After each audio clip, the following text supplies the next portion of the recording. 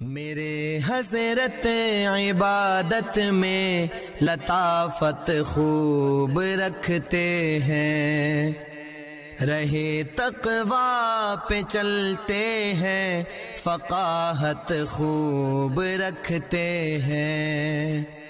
وہ بحر معرفت کے بحر الفت کے شناور ہیں۔ نحمده ونصلي ونسلم على رسوله الكريم من يومنا هذا إلى يوم الدين.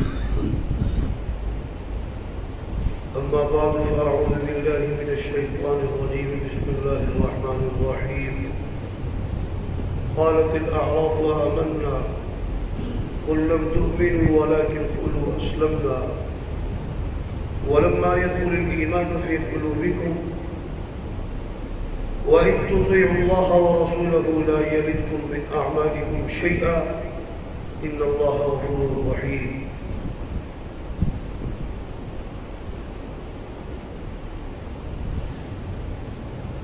مال غنیمت کی تقسیم کیسے ہوتی ہے؟ پہلے یہ سمجھیے کہ مال غنیمت کیسے کہتے ہیں۔ جہاد میں کافروں سے جو کافروں کا جو مال مسلمانوں کے ہاتھ لگے اسے مال غنیمت کہتے ہیں، اور اس میں خمس جو ہے یعنی 5واں حصہ یہ امیر لشکر یعنی اس وقت سرکار دو عالم سرور کونین صلی اللہ علیہ وسلم کا تھا۔ آپ اپنی مرضی سے جہاں چاہیں خرچ کریں، باقی 4 حصے مجاہدین میں تقسیم کیے جاتے ہیں۔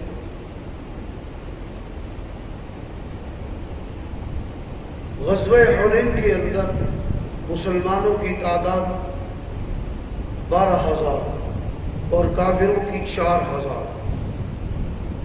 یہ غزوہ سن 8 ہجری میں پیش آیا۔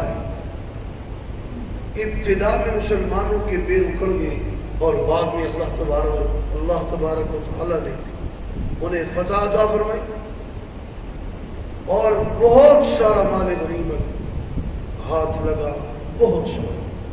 40,000 بکریاں، 24,000 اونٹ اور سونا چاندی منوں کے حساب سے۔ آپ صلی اللہ علیہ وسلم نے تقسیم کیا، اور تقسیم اس طرح کیا کہ آپ نے جو نئے مسلمان ہوئے تھے، اقرع بن حابس ہو گئے، اسی طرح عیینہ ہو گئے، جو نئے مسلمان ہوئے تھے ان کو آپ نے 100 اونٹ، کسی کو 50 کسی کو 100، اور انصار مدینہ کو کچھ بھی نہیں دیا۔ اب ان میں سے کسی نے یوں کہہ دیا کہ آپ صلی اللہ علیہ وسلم جو ہے اپنی برادری کی محبت غالب آ گئی ہے، سب کچھ ان کو دے دیا۔ آپ صلی اللہ علیہ وسلم کو اس کی اطلاع ملی، آپ نے انصار کو اکٹھا کیا اور کہا کوئی بھی دوسرا نہ ہو، صرف انصار تھے۔ کہا کہ میں نے یہ بات سنی ہے، کیا تم نے ایسا کہا ہے؟ جو سمجھدار تھے، صاحب رائے تھے، انہوں نے کہا ہم نے تو نہیں کہا، اور ہم میں سے بعض نے کہا ہے کہ ابھی تک ہماری تلواروں سے کافروں کی کھوپڑیوں کا خون ٹپک رہا ہے، ہمیں کچھ نہیں کیا۔ آپ نے فرمایا میں نے یہ جو کچھ ان کو دیا ہے ایمان کے سلے میں نہیں دیا، یہ میں نے ان کو دیا تعلیف قلب کے لیے۔ نئے مسلمان ہوا کہ مرتد نہ ہو جائیں، اور تمہارے بارے میں یہ خطرہ نہیں ہے، تم پکے مومن ہو، تمہیں دیں یا نہ دیں، تم اس بات پر خوش نہیں ہو۔ یہ لوگ اپنے گھروں کو جائیں، اونٹ اور بکریاں لے کر جائیں، اور تم اپنے گھر کو جاؤ تو اللہ کے رسول کو لے کر جاؤ۔ جی ہم اس پر راضی ہیں۔ اور ابتدائی اسلام میں کافروں کو زکوٰۃ دینا بھی جائز تھا، اب نہیں۔ ابتدائی اسلام میں جائز تھا، اب نہیں دے سکتے۔ تو جو خمس ہے، آج بھی امیر لشکر اس کو یہ حق حاصل ہے، خمس دیانتداری کے ساتھ جہاں تقسیم کرنا چاہے کر سکتا ہے، اپنے عزیز و قارب کو اپنے اوپر جہاں خرچ کرنا چاہے اس کو اجازت ہے۔ تو آپ صلی اللہ علیہ وسلم نے جب تحفے تحائف دیے تو اس بات کا پتہ چلا دیہاتیوں کو، مدینہ سے کوئی 100 میل کے دور پر، کوئی 50 میل دور، ان دیہاتیوں کو بھی اس بات کا پتہ چلا کہ جو مومن ہوتا ہے آپ صلی اللہ علیہ وسلم اس کو مال دیتے ہیں، ہدیے اور تحفے تحائف ملتے ہیں، چنانچہ وہ بھی آگے اس کا ذکر ہے۔ قالت الاعراب آمنا، دیہاتیوں نے آ کر کہا بھئی ہم ایمان لائے ہیں، ہمیں بھی دو، ایمان اس لیے لائے کہ ہمیں مال دو۔ قل لن تؤمنوا، آپ کہہ دیجئے تم ایمان نہیں لائے ہو۔ اللہ فرماتے ہیں آپ کہہ دیجئے لن تؤمنوا ولکن قولوا اسلمنا، تم یہ کہو ہم نے اسلام ظاہر کیا ہے۔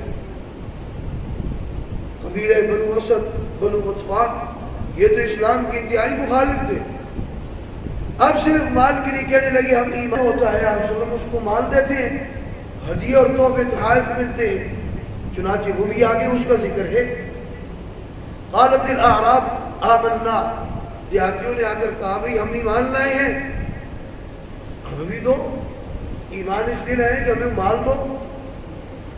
قل لن تؤمنوا، آپ کہہ دیجئے تم ایمان نہیں لائے ہو۔ اللہ فرماتے ہیں آپ کہہ دیجئے لن تؤمنوا ولکن قولوا اسلمنا، تم یہ کہو ہم نے اسلام ظاہر کیا ہے۔ قبیلہ بنو اسد، بنو غطفان، یہ تو اسلام کے انتہائی مخالف تھے، اب صرف مال کے لیے کہنے لگے ہم ایمان لائے ہیں۔ کہا آپ کہہ دیجئے کہ لم تؤمنوا، تم ایمان نہیں لائے، ولکن قولوا اسلمنا، کہو ہم نے اسلام ظاہر کیا ہے۔ ولما يدخل الایمان فی قلوبکم، اور ابھی تک داخل نہیں ہوا ایمان تمہارے دلوں میں۔ وَإِن تُطِيعُوا اللَّهَ وَرَسُولَهُ، اگر تم اطاعت کرو گے اللہ اور اس کے رسول کی، لَا يَلِدْكُمْ مِنْ أَعْمَالِكُمْ شَيْئًا، اللہ تبارک و تعالیٰ کبھی نہیں کرے گا تمہارے اعمال میں ذرت۔ إِنَّ اللَّهَ غَفُورٌ رَحِيمٌ، اللہ تبارک و تعالیٰ بخشنے والے مہربان۔ إِنَّمَا الْمُؤْمِنُونَ الَّذِينَ آمَنُوا، بے شک وہ لوگ جو ایمان لائے اللہ پر ورسولہ، اس کے رسول پر، ثُمَّ لَمْ يَرْتَابُوا، پھر انہیں اس میں کچھ شک نہیں ہے۔ منافقین کے بارے میں کہا نا فَهُمْ فِي غَيْبِهِمْ يَتَرَدَّدُونَ، سورہ توبہ میں، اور وہ شک میں پڑے ہوئے ہیں۔ اور مومنین ثُمَّ لَمْ يَرْتَابُوا، ایمان لائے اللہ اور اس کے رسول پر، پھر کوئی شک نہیں کیا اس میں۔ وَجَاهَدُوا بِأَمْوَالِهِمْ وَأَنفُسِهِمْ فِي سَبِيلِ اللَّهِ، انہوں نے جہاد کی اپنے مالوں کے ساتھ، اپنی جانوں کے ساتھ اللہ کے راستے میں۔ اولئک هم الصادقون، یہ لوگ سچے۔ قل، آپ کہہ دیجئے اتعلمون اللہ، کیا تم بتاتے ہو، خبر دیتے ہو اللہ کو، بدینکم، اپنے دین کی، اللہ کو آ کر بتلاتے ہو کہ ہم مومن ہیں، ڈنڈورا پیٹتے ہو اپنے ایمان کا۔ اللہ تو وہ ذات ہے، واللہ یعلم ما فی السماوات وما فی الارض، وہ جانتے ہیں جو کچھ آسمانوں میں ہے، جو کچھ زمین میں ہے۔ کہ تم احسان جتلاتے ہو ان اسلموا، کہ ہم اسلام لائے۔ قل، توجہ کرنا، قل لا تمنوا علی اسلامکم، تم احسان نہ جتلاؤ اپنے اسلام کا مجھ پر، بلکہ بل اللہ یمن علیکم، اللہ کا تم پر احسان ہے، ان ہداکم، کہ اس نے تمہیں ہدایت دی، ایمان کی، اگر ان کنتم صادقین، تم سچے ہو۔ اگر سارے کے سارے مسلمان ہو جائیں، ایک دنیا میں کافر نہ رہے، اللہ کی ربوبیت میں، اس کی خدائی میں، اس کی الوہیت میں رتی برابر اضافہ نہیں، سارے کافر ہو جائیں، اس کی الوہیت میں کمی نہیں ہوتی۔ اگر اسلام لائے ہو، اگر ہم ایمان لائے ہیں تو اپنے گھر کا فائدہ ہے، ہمیں فائدہ ہے، اور اگر ایمان نہیں لائے تو اپنا بیڑا غرق ہوگا، نقصان اپنا ہے، احسان نہ جتلاؤ۔ فرمایا ان اللہ یعلم غیب السماوات والارض، بے شک اللہ تبارک و تعالی جانتے ہیں غیب آسمانوں کا، زمین کا، اور غیب سے مراد کیا ہے؟ اللہ تبارک و تعالی سے تو کوئی چیز غائب ہی نہیں۔ یہ مخلوق کی نسبت سے بات ہو رہی ہے، ما غاب عن الخلق، جو چیز مخلوق سے غائب ہے اور جو ظاہر ہے اللہ کے ہاں سب ظاہر ہے، اللہ سب کو جانتا ہے۔